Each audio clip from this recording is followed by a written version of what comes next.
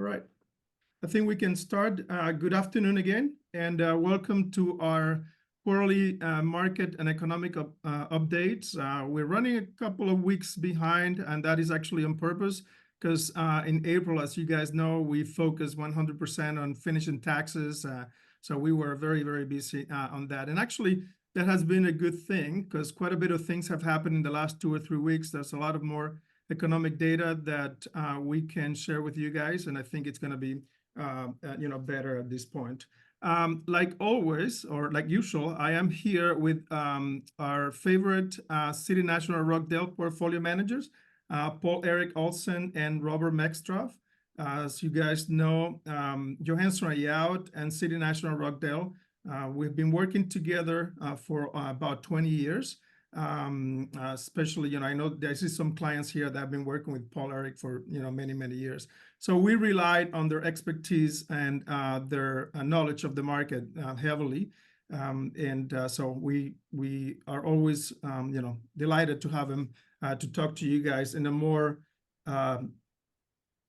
small format here. So we have a lot to cover. I'm going to go ahead and then just transfer it to Poul-Erik, and then Poul-Erik, you can take it from here. Well, as everybody knows by now, we really enjoy these webinars. They're a good, fun opportunity to connect with all of you. And I'm pleading with someone to put a couple of questions up, throw us a curveball, bring up a topic that's unexpected, and see if we can get a dialogue going. Robert and I will split this up in a couple of portions each, run through our favorite slides. There are some recent changes. There's some new slides in here. I think you're going to find this pretty interesting. So Robert and I, unless we get carried away, we'll chat for about 25-30 minutes and then really load up that Q&A box and throw us some fun questions for after we walk through the slides. So let's hit it, Robert. Robert is controlling the slides. Just 2 seconds on this one. I'm not going to go through the bullet points in here. If you go back and look at the presentation after we're done talking, this is an excellent summary of our economic thinking, our investment thinking. I screened through it, read through it before review. It's quite current. It's quite timely. This is what Robert and I are doing in a day-to-day implementation, portfolio decisions, and portfolios. This is an excellent summary. But let's go to more recent economic data. And this page is fun because we now have 23 actual numbers in here. We have the 24 estimate, and we have just published 25 estimates too. So this is a good time to bring those in. You'll see green circles and you'll see some red circles. You can broadly view the green circles as a positive shift, and the red circles as a negative shift. These are moderations, but let's talk through them. So on the first line, real annual GDP growth, basically a fancy term for how is the US economy going to do. You can see last year finished at 2.5%, a really strong growth year when a recession was feared, expected.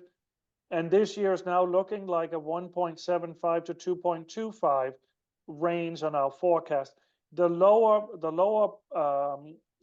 range of that was moved up from 1.5% to 1.75%, suggesting that there's a greater we're more comfortable with the lower end of the range. And so this soft landing that some might have heard talk about, this is a really good soft landing and a potentially good outlook for this year. The first quarter, as we'll come back to in our slides, came in a little bit below expectations, but there is some suggestion that that number was actually a lot better than maybe the published number. And then our first forecast for 25, it's early, but as you can see, we're expecting positive economic growth in 2025 as well, in about the same level, maybe a hair lower than in 24. For stock investors, the second line is maybe the most encouraging. We're going from a mediocre earnings growth year of 1% to an expectation of a range from 9 to 12%. And corporate profit growth is really what is Walmart, what is Google growing their earnings year over year. This is based on S&P 500 stocks. And you can see we're entering a period of 2 really good years for earnings growth. We really could see a back-to-back 10% earnings growth for both this year and next year. And that generally should provide very good support for stock investing. There's no hiding that stocks are on the pricier side, but with this outlook for earnings growth, maybe there's a reason for them to be on the pricier side. Now we get down to the negative revisions, and they're really not that negative.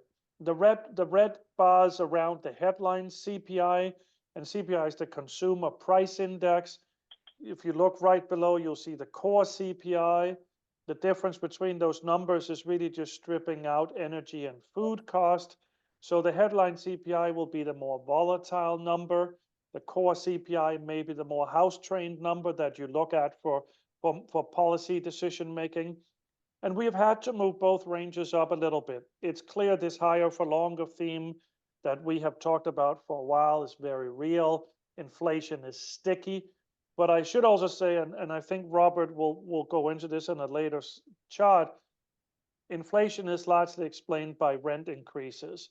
You strip out the rent increases, as we'll show on a subsequent slide, and it actually looks down closer to the 2% target range for inflation. But we've had to move the estimates up a little bit, and consequently for the two lower forecast, the federal funds rate estimate has moved up, and the 10-year Treasury forecast has moved up. We got some slides a little later on where we go into more detail with that. But the picture is positive, as we'll see in the speedometer page, which all of you have seen now for a very, very long time. Robert, if you'd move to the speedometer page. This is a good look, right? 7 green indicators, 12 yellow and 2 red. This has improved dramatically over the last 2 webinars we have done, in particular driven by strong job growth. We got a job report this morning that was neither too hot nor too cold. That was just exactly right. So labor market, if you look closely at the black arrow, you can see the black arrow is just barely in green. And that is the case for all the green indicators. We're not deep in a positive read on it, but it is a positive read. So the labor market is in green. Importantly, the consumer spending is in green. And as I mentioned on the last page, corporate profit growth is also in green. We might have jumped the gun a hair on inflation. I think you could really debate whether 3.5% inflation is maybe a far to the right yellow or left side green, but somewhere around there we have changed the color to green. The biggest boogeyman on the page, other than that stocks are a little bit pricey, which you can see in the red equity market valuation indicator, stocks are a hair pricey. April's decline helped us a little bit with that. But the real boogeyman for investors is the geopolitical risk. That's really, if you ask, where's potential trouble coming from? Potential trouble could most likely be from geopolitical risk. And there's a fancy index called the Geopolitical Risk Index, which we have a slide for. And there's no question that the biggest concern for us as investors does come from the geopolitical risk. If you would move forward, Robert, to the next page. You're looking here on the left side, and just accept the geopolitical risk index, the higher number, obviously, the more elevated it is. And you can see the Ukraine war back in 21, obviously was a significant event. The Hamas attack and the subsequent war in the Middle East also elevated the geopolitical risk index. It has come down a little bit as the conflict has sort of matured, for lack of better description. But it is clear that if you look at where potentially disruptions to the market will come from, pick your conflict. Is it the Mideast conflict? Is it Russia, Ukraine? Is the potential Taiwanese, China debacle? The world is really a tricky place. And the collateral damage from these conflicts really could spill over to inflation, could spill over to US interest rates, trade, many aspects. So that's of the red indicators where we are following the most. Others would probably look to domestic politics. Robert will take you through a couple of slides on the election, our thinking in that regard. Thank you, Poul-Erik, and thanks again for everyone taking time out of your Friday afternoon to listen to this or catching this on the replay. We are in the election year.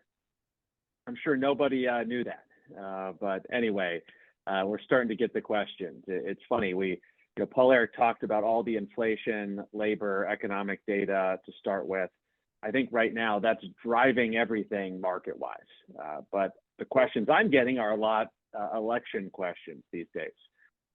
Just a couple historical stats as we get closer to the election. As we get closer, you're going to see us come out with more data, more charts. But for now, a couple of good reminders. One is, if you look at the S&P 500 performance over presidential election cycles, year 4, the election year, historically has been the second best returning year for stocks. So historically, election years are good years for stocks. Year 3 of a presidential term has been by far the biggest winner, and that was certainly the case last year with double-digit returns in the market.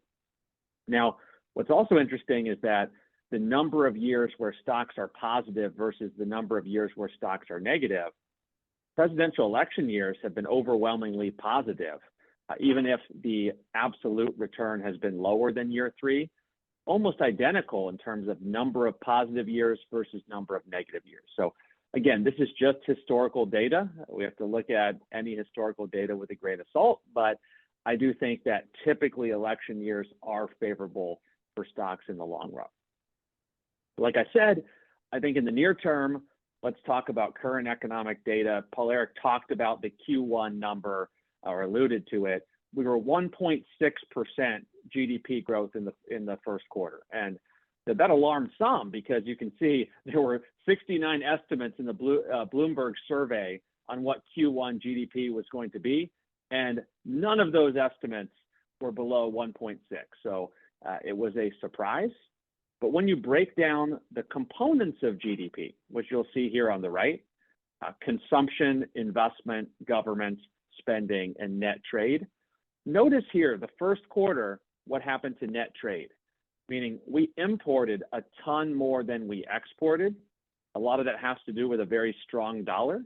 There's other factors at play too, but that took off a significant portion of GDP. And out of all of these components of GDP, net trade is by far the noisiest, where if you ask any economist, if you ask us, what's the most important contribution to GDP, it's consumption.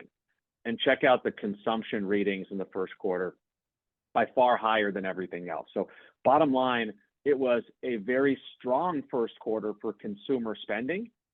So the idea of a soft landing going forward, that thesis was not derailed by the first quarter GDP report here. And what's interesting, if we look at the strength of the U.S. economy, I've been saying this in every meeting, the U.S. economy has been the envy of the developed world over the last 5 years, because despite all the challenges, the U.S. has just outperformed the rest of the world, even emerging markets. Look here on the right. This is the percent change in GDP from pre-pandemic, Q4 2019, to the end of last year. And notice the U.S. is a big outlier in a positive way. So if you've been listening to these webinars, you're well aware we've been prioritizing the U.S. market over international investments.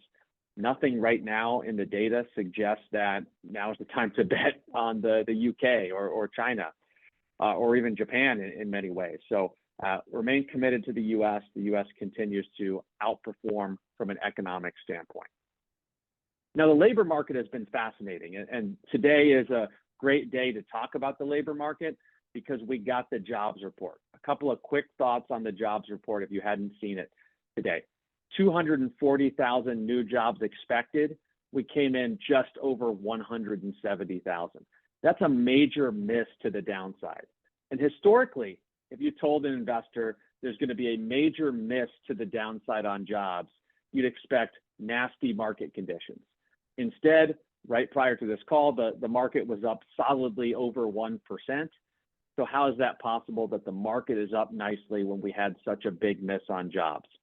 Well, the reason for that is the market, as Poul-Erik talked about with interest rates, Fed expectations for cuts, the idea of weaker economic growth could lead to weaker inflation and allow the Fed to lower interest rates. So the market was boosted today on the idea that weaker job numbers are going to lead to the Fed actually coming through with some rate cuts this year. The old confusing story that bad news is good news, and oftentimes good news is bad news when it comes to some of this economic data. But I find some of these charts fascinating. I mean, the US economy has been fueled by a robust labor market. This is the cumulative change in jobs since February 2020. So we obviously lost all of these jobs in the pandemic, but we're now 6 million more workers employed now than were employed before the start of the pandemic. And that's pretty amazing. I mean, we've gotten all those jobs back and some. This is driving a lot of that extra economic growth compared to the rest of the world. And where are those jobs coming from? It's nice to see the first category there, the most new jobs since the pandemic started have been in the construction world, which is infrastructure spending, need for housing, a lot of demand still for construction jobs. When you talk to clients in that industry, a lot of shortage of labor still. And another fascinating one here is leisure and hospitality, 0.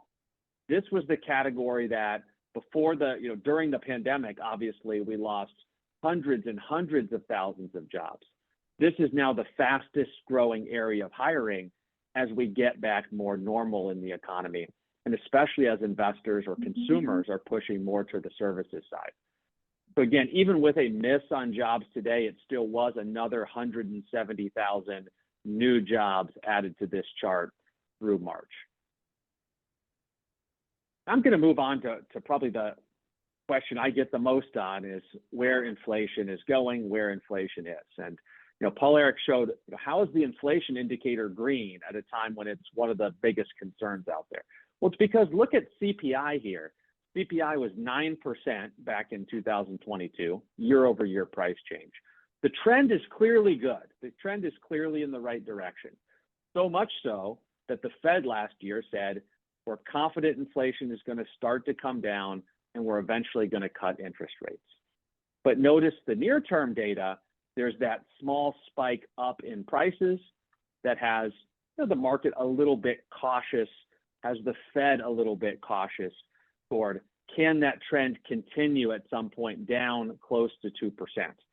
Now, it's important to remember, the Fed wants inflation at 2%, but they are very committed to cutting rates prior to inflation getting down to 2%. So that's important. If the Fed had to wait till inflation got to 2%, we would not be looking at a rate cut this year or next year. So we will see. But if you break down where inflation pressure is coming from right now, look at the light blue versus the dark blue shaded areas. Dark blue is goods price increases and light blue is services. You can see what's happened. There's effectively no goods inflation right now in the economy. All of it is in services. And the right here breaks down the components. Here are, Poul-Erik mentioned shelter increase. So effectively the measurement of how much it costs to own your home or rent your home is driving almost 2/3 of the overall inflation right now is coming from shelter. And a lot of the others is services. Look at transportation services. This is insurance. A lot of this is car insurance. If anyone has a 16-year-old that's about to get a license or a car, there's some big sticker shock when you see the upgrades to the insurance prices. And even not just for kids, even for good drivers, you're seeing some crazy moves. So yes, services inflation, unfortunately, is stickier. So it's much tougher to get this down than it is some of the goods inflation. So this will be the most important thing to watch. Now we're just showing consumer price index here. There are many other kind of tools to measure inflation that the Fed has at their disposal. But again, out of everything potentially moving the market in the next 6 months, inflation pressure is probably going to be the most important thing to watch. So with that said, why inflation pressure is so important is because that's what the Fed is going to base their rate cycle on. So I'm going to turn it back to Poul-Erik to talk through the Fed and interest rates. I think Robert elegantly there inserted a little smart comment about my household, because I have a 17-year-old at home and I can give you exact auto insurance premiums if you want to. That is a frightening experience. But let's go back to the Fed and what's going on. So this chart might require just a second of explanation. So basically what it's showing is when you go through a cycle of interest rate increases, how much are you increasing interest rates in total? And you can see this this current cycle we're going through, which started in 2022, is a 5.3% change. We basically took interest rates from 0%. They're currently sitting at 5.3%. All of you guys out there shopping T-bills, that's why your 3 months and 6 months T-bills are 5.3%, because that's where the Fed funds rate is at. But what the chart is showing is really just the significance of this cycle. It shows the 5.3% is really close to average of 5.6, but I think it covers a little bit the abnormality that was the 70s and the 80s, where the cycles were really rather extreme, short but extreme. And you see in modern times, the last 30 plus years, that this is the most severe interest rate increase cycle. And the really strange thing about this cycle and why this might last a little longer than what we expected is that this increase in interest rates is not taking the steam out of the economy. That's what's supposed to happen. How interest rate increases work is, well, if interest rates are higher, we spend less. We take out less loan, businesses borrow less. But this economy is still running strong. And as Robert can show on the next slide, if we move one forward, the period of time from when interest rates have been increased till the Fed starts lowering them again, historically, takes about 6 months. So follow the logic here. You see inflation. In response, you raise interest rates, should cool down consumption. Historically, the Fed overdoes it too much to too high a degree, and you need to start lowering interest rates again. Sort of the medicine killed the patient. This time, I guess we all got steroids because the economy just continued to be strong with these interest rate increases. So if you look at it now, we're 9 months since when this report was done. It was 9 months since the last interest rate increase. You can see that they're in the number 9 under 2022. That is where we're at. And with the outlook very, very low for interest rate decreases in June, we're probably looking maybe at July if we get more weak data points. At that point, we're about 12, 13 months past the last interest rate increase. And it just shows how unusual this cycle is. It's not following the normal pattern of raising rates, the Fed overdoing it, and with the consequences that comes with that. This economy is holding up in spite of the higher interest rates. And it's really interesting. It really has the potential of breaking the record from 2014 when we went over a year before the Fed subsequently lowered interest rates. We have seen movement in interest rates this year, but they're a little different than what you would have expected. So you might have heard the concept, the yield curve. We're actually so nice that we're showing you the yield curve. It's the thing on the left here. And the yield curve, what we're showing here in light blue, is what it looked at the end of the year. And the dark blue is what it looks like just a couple of weeks ago, and that still largely holds true. And what you'd see here, the way to read this is, obviously the Fed funds rate has not changed. So the short-term rate is basically the same, but you'd see a move up in the longer term rates. You see the 10-year, which is the most quoted, has moved from 3.88% to 4.62%. Why? Well, the explanation for that is really just the last 3 inflation numbers. The last 3 inflation numbers came in hotter than expected, meaning higher than expected. And when that happens, this higher for longer theme sort of comes back into play, interest rates staying higher for longer, and the expectations for that is what you see here. The yield curve is what we say shifting upwards. It's also flattening. It's less inverted. In many ways, a healthier sign. The bottom one in light blue was basically saying the Fed's got to lower interest rates immediately. The lower light blue lines had 7 interest rate decreases cooked into the expectations. And those expectations for 7 decreases have changed into 1 or 2 for this year, hence the change in the slope. For bond investors, that's an intriguing prospect because it means you could consider extending duration, as a fancy word we use, which in simple terms basically means buying longer term bonds instead of short term bonds.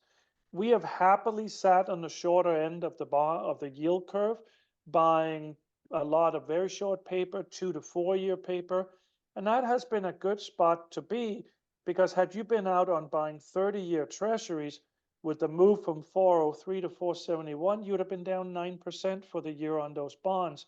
So sitting with the short end of the bonds has really been quite a good strategy. But at some point, we will have to consider extending the maturity of the bonds in our underlying portfolio. So this is actually very promising for bond investors. It gives you another entry point for locking in interest rates for the long term. But it's a little bit of a problem for the Treasury. And let's just show you why on the next slide, because we get many questions about the deficit. And the deficit, Robert, if you go to the next page. I will, but I just have one question for you, Poul-Erik, while we're on this slide, and then we'll get into the deficit. Not too difficult. Which is, you're telling, yeah, well, I think you're up for answering it, but you're telling me that you want to, buy maybe 2 to 4 year bonds, or look at that. That's 4.67% on the 5 year. Let's say you're recommending something like that. Why wouldn't I just park my money in a CD and just collect this 5.4% for 6 months and collect more? So I think I hear that question a ton. So maybe you could just clarify why that might be a good option to take a lower interest rate, even though this short-term risk-free rate is higher. So the strategy of buying very short-term CDs, short-term T-bills has been a good one. There has been no reason to go out longer.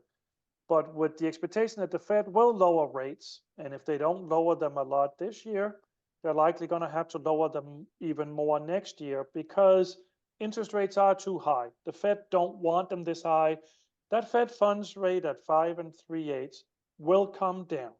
It's just a matter of how much and when. When that moves down and your CD it matures and you got to renew your CD, or you got to buy another 6 months T-bill, you're going to have a wake-up call. That wake-up call is the yield is not the same this time as it was last time you bought it. So what Robert's point is, at some point, it might not be yesterday, but it might be a time as we move through this year, you really want to go out and lock in 4.82, 4.67%, because now you have that guaranteed for the next 3 to 5 years, or even if you go out and buy 10-year paper. So at some point, you want to give up a little current yield to make sure your portfolio is positioned for future interest rates. That situation is going to play out at some point this year or next year. So just bear that in mind when you extend or renew the CDs, the T-bills. At some point, you'll have to consider, gosh, maybe this time do I need a sort of portfolio with 5 to 10 year bonds instead of 3 to 6 months T-bills. So as we go in, we get the question of the deficit a lot. And what a deficit really is the Treasury needing to borrow money. So when the government runs a deficit of $1 trillion, well, lo and behold, it's got to be funded. Money's got to come from somewhere. It comes from issuing Treasury bonds. And you can see the net issuance here has grown fairly steadily with the deficits. Obviously, it exploded in 2020 with the pandemic. We ran a $3 trillion deficit. And last year's budget had a deficit cooked into it to the tone of about $2 trillion. And that had a lot to do with lower tax revenues. This is a legitimate issue in many ways. It's a concern. It's not a problem that has impact tomorrow, but this is a structural challenge that's problematic. And also what it does is that's a lot of bonds to sell. If you're running a deficit of $1 trillion, someone's got to buy you $1 trillion worth of bonds, and that put upward pressure on interest rates. So the cynics among us, and I don't think the Fed is dictated by this, but a lot of good would happen to this issuance and the cost of that if interest rates come down. So as that inflation number comes below 3%, a lot of good happens when interest rates are allowed to move down. Legitimate problem. On the other hand, upside for bond investors, and I'll just quickly go through this slide, page 25, before I hand it over to Robert, and he'll give us an update on stocks. This is a great environment to be a bond investor. There's a smorgasbord of options. You can quickly scroll here from the lower risk on the left side to the higher risk on the right side. That 6 months T-bill I talked about, it's also called a 6 months Treasury, 5.37%. We can build you a portfolio of investment grade corporate bonds that pays more. Municipal bonds are also attractive because of the tax benefit. That's all really good options. This is the best we've seen in 20 years. And if you look on the right side of the space, we really like the high yield space, be it junk bonds, be it Puerto Rico bonds, or more exotic categories to the right, leveraged loans, structured credit. It's just really an exciting time to be a bond investor. But Robert, I think it's also a pretty exciting time to be a stock investor. Yeah, absolutely. I mean, it's been volatility not only in bonds, but in stocks. I mean, we had 2022, which was one of the worst years we've seen, double digit or almost 20% down on the broad market. And then if you look here, S&P 500 recently has been up significantly over the last 18 months. What this chart is kind of showing is, I get this a lot, you know, the stock market was up 25% over the last 5 months. Now, this doesn't include the April volatility where we've had a little bit of pullback, but historically, whenever you see a massive 5-month increase in the stock market after a really nasty year prior to that, so remember, there's a big down year, big recovery. The next 12 months have often seen really nice returns on top of those big recoveries. So again, I think sometimes investors make a mistake thinking that after a big run in stocks, that stocks might not be as good of an opportunity, but it can be, especially when you factor in that big down year the time before. Like, I don't have the stats in front of me, but it's wild what happened to the NASDAQ.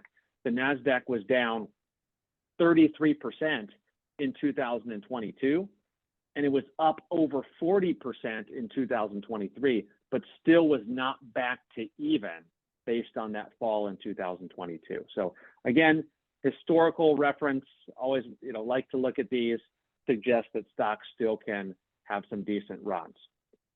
Now, this slide is very fascinating, and I like that we have the snapshot as of April 23rd instead of May 3rd, because it's been a crazy week in earnings for a lot of these companies. So this was 2023 returns. Obviously, a lot of the Magnificent Seven tech companies led the way, and that pulled the broad market up. In 2022, many of these stocks were crushed. So a lot of that was a recovery. But the same themes are at play this year so far, in that NVIDIA, Meta, Amazon, Google have led the way, but there's been starting to be a little bumps in the road for a couple of the Magnificent Seven, most notably Apple and Tesla. And a couple of themes I like to talk about when you see this is when stock valuations start to get expensive, any potential holes in the story or issues with earnings have potential to lead some big downside moves in the stock. Now, the fascinating thing about the timestamp is that since this report was put together, Tesla stock is up over 30%. You know, a earnings report that wasn't as bad as expected and some positives there. And then Apple beat earnings this morning and the stock is up pretty big. Meanwhile, Meta stock dropped 18% after they missed earnings. So the point being is, you know, tech is going to remain volatile, but when you see this market rise this quickly, this fast, what it typically means is there's a recovery in some of the other areas of the market.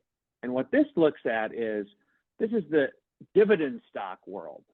So investors that are more needing income or more conservative strategies often will have exposure to dividend stocks, which have not seen the same kind of price appreciation over the last couple of years.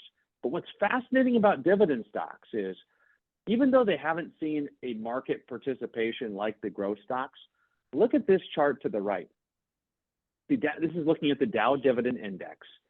Going back to 2013, it's almost consistent that these dividend stocks have grown their dividend payments 7% a year slowly over time.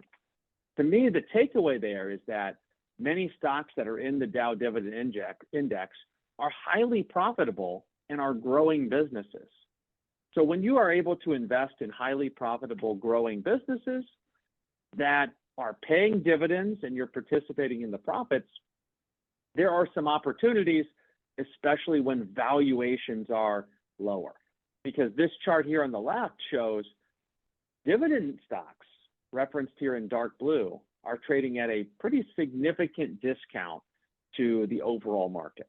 Now, that doesn't mean we want to go out and sell all of our growth stocks and go into dividend stocks, but it's good to remember that there's some, Poul-Erik showed the overall market is looking a little expensive.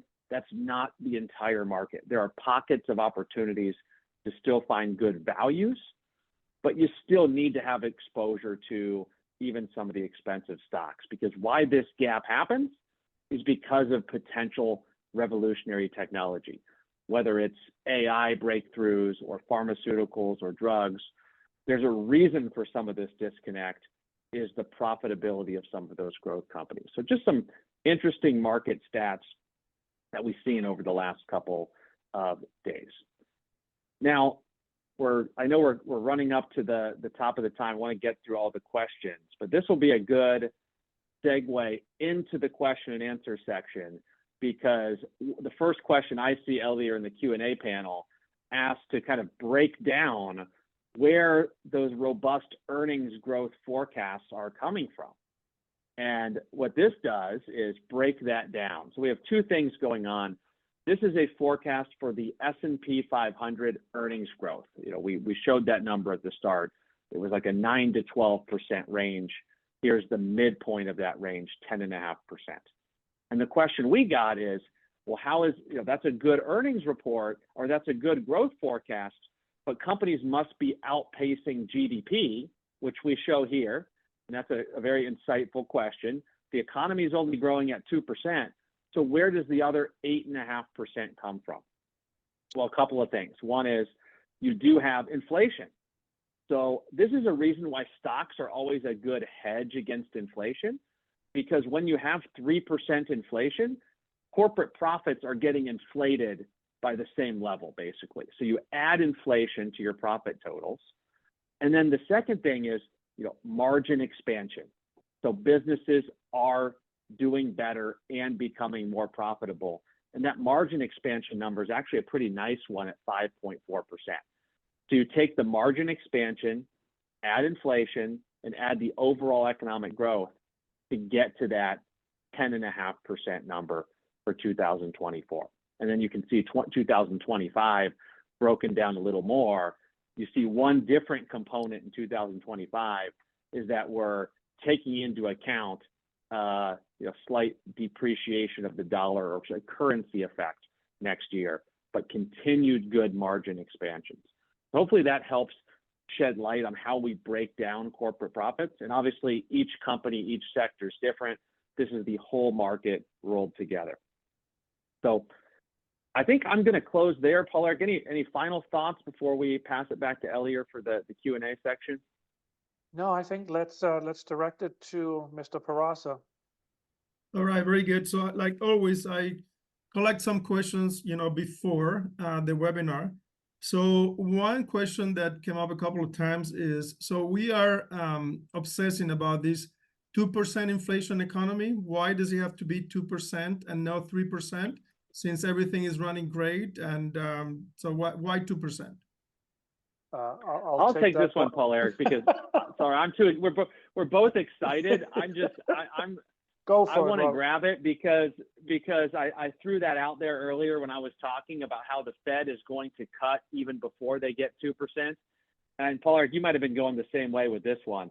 It's funny, if you go back and research where that 2% number came from, as data driven as the Fed is, as much as they're using data to come up with their decisions, research shows that 2% number effectively was pulled out of a hat.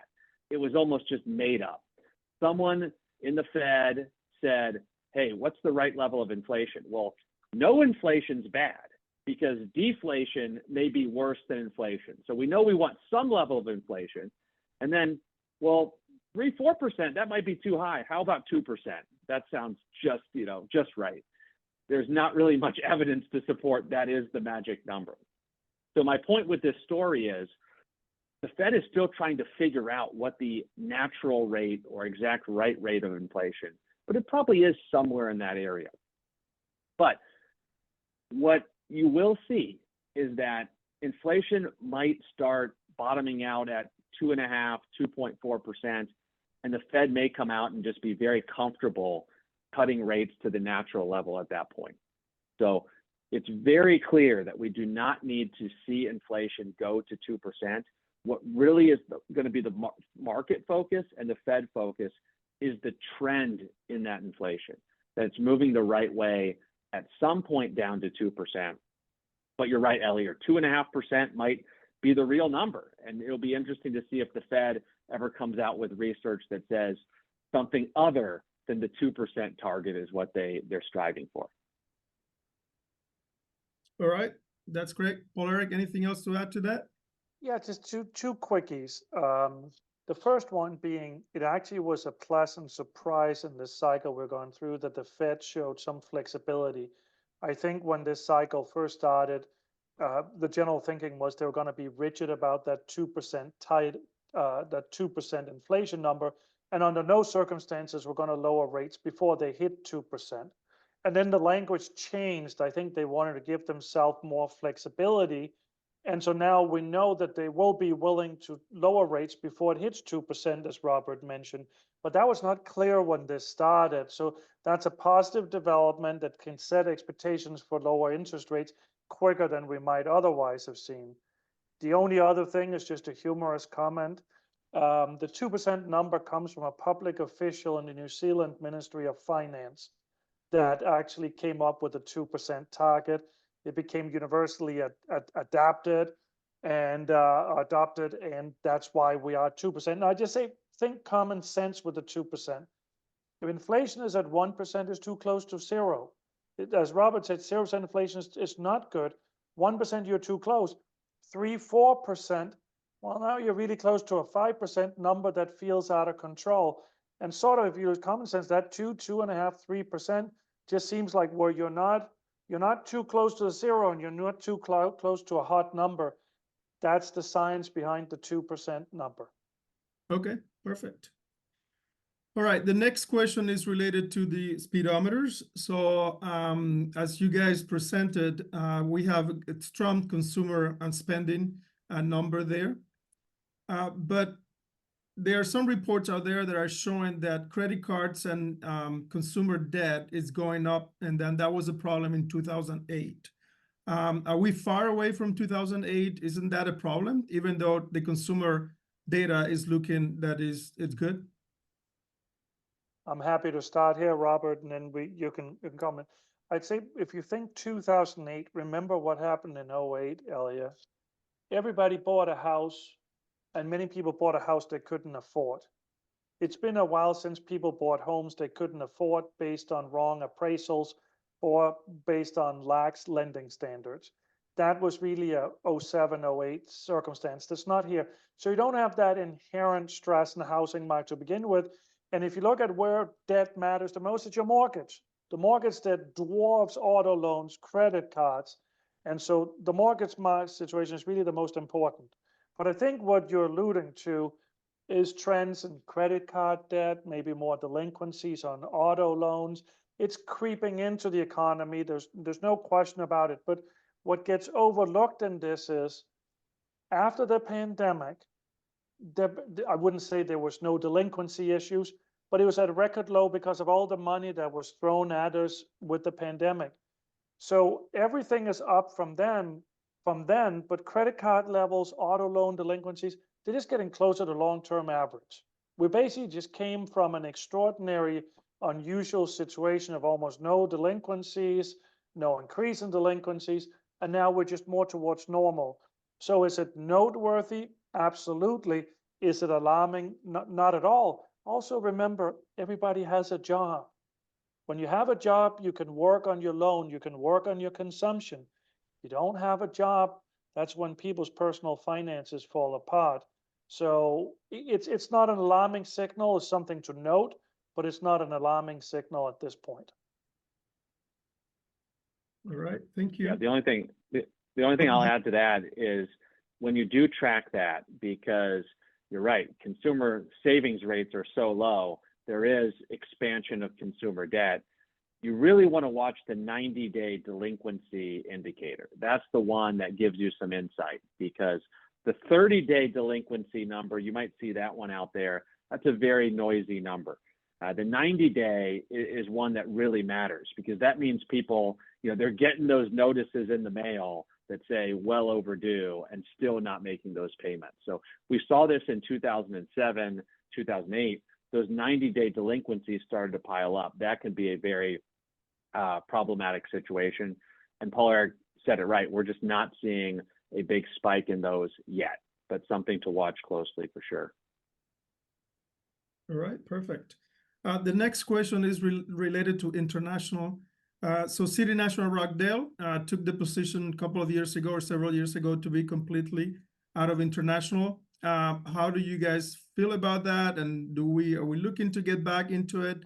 As you know, I see many clients here that not only work with you guys, but also work with other money managers out there. And I disclosed you guys are the only one 100% out of international. Where are we at in terms of going back? Yeah, so I'll jump on that one, Poul-Erik, and just say we showed that GDP chart that showed the last 5 years it's been a U.S. dominated economic situation. The same thing holds true for if you compare the stock indexes of the U.S. market versus Europe versus emerging markets. The U.S. has strongly outperformed international over the last 5 years. So our view at the moment is that the U.S. economic outlook and corporate profit outlook is just so much stronger than that of international. And I think the tiebreaker right now is the heightened geopolitical risk. Because if we look at the hot spots out there, whether it's Asia, whether it's Russia, Ukraine, whether it's the Middle East, there's a lot more pressure on the Eurozone, a lot more pressure on emerging markets if some of those conflicts were to escalate, where the U.S. economy, a consumption-based economy that we have here, is more isolated from the geopolitical risk standpoint. So it kind of checks both of those boxes, more safety investing domestically and more opportunities from a corporate profit and economic standpoint.